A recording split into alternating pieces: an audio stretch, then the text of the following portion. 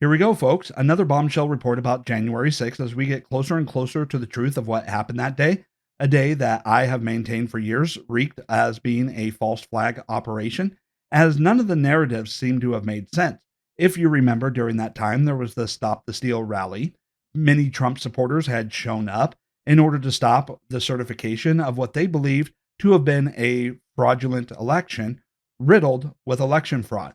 And the narrative that the left has been trying to get us to believe is that Republicans in Congress, for the first time ever, actually listening to the voices of the base, and that Trump supporters and those in the MAGA movement, upon hearing that congressional Republicans were doing their job and actually started contesting the results of the election, and before a single vote could be cast on the challenge to the certification, Trump supporters and those in the MAGA movement rose up in anger and stormed the Capitol, ensuring that their efforts to stop the steal would be permanently canceled and go down in flames.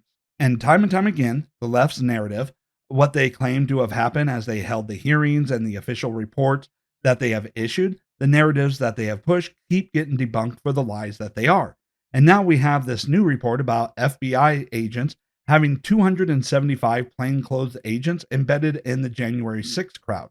And we all seen videos time and time again, suspiciously, of people engaging in behavior that didn't seem right, and how Trump supporters were out there trying to stop them. And yet the people that were out there trying to agitate the crowd and try to motivate them in order to enter into the Capitol building were never found and never investigated, never tried.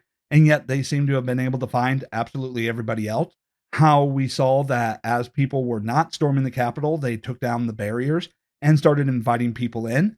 My belief is that this was a false flag operation to try and give the agitators and the federal agents crowd coverage for them to go ahead and engage in the violent acts that took place. And of course, knowing mob mentality, that as they were doing so, they were able to get some people to go along with them and get them caught up in the moment. And don't just take my word for it. Take a look at this. Matter. I think what I said the last time. You've had 2 years to find out. And today, by the way, that was in reference to Ray Epps. And yesterday you indicted him. Isn't that a wonderful coincidence? On a misdemeanor. Meanwhile, you're sending grandmas to prison. You're putting people away for 20 years for merely filming. Some people weren't even there yet. You got the guy on video who's saying go into the Capitol. He's directing people to the Capitol before the speech ends. He's at the site of the first breach. You've got all the goods on him, 10 videos, and it's an indictment for a misdemeanor. The American public isn't buying it. Then we would see again and again on Capitol Hill as the Republicans would question members of the Biden administration, such as Attorney General Merrick Garland, about what had happened. They would always try to claim, oh, I don't know this, I don't know that. And yet, at the same time, they were producing the January 6th committee hearings in which they were altering evidence to make it into a Hollywood-style film, in which they were adding sound effects and other alterations in order to try and push a narrative that the evidence did not actually support. And then, of course, once the committee had concluded and Trump had won the 2024 election, the January 6th committee then went off and proceeded to destroy all the evidence that they had collected. And in subsequent hearings, we had seen how they had backtracked, double talked, and how their story about what had happened, what they knew and what they didn't know, kept changing, especially the information related to how many federal agents were in the crowd and what they were doing, such as what we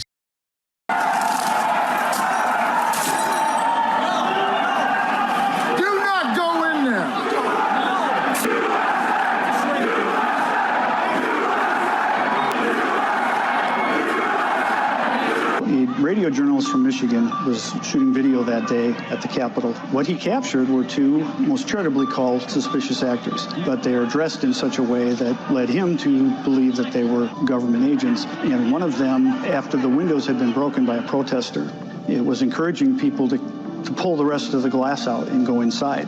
Bobby Powell, who was the journalist that had shot it, and he has his camera rolling, he told him that would be illegal. He warned people off not to go into that window. And then he turned his camera around and he caught this agent or suspicious actor pulling a large pane of glass out. When he realized he was being filmed, he quickly dropped it. It seems apparent on the video that he did not want to be seen doing what he just did. So he pulled in a protester and started blaming him. He said, "What are you doing breaking that window?"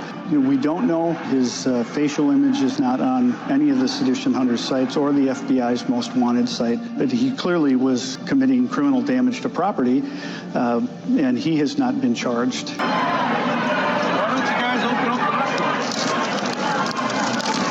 because I think that'd probably be illegal. Oh, I know, my glad.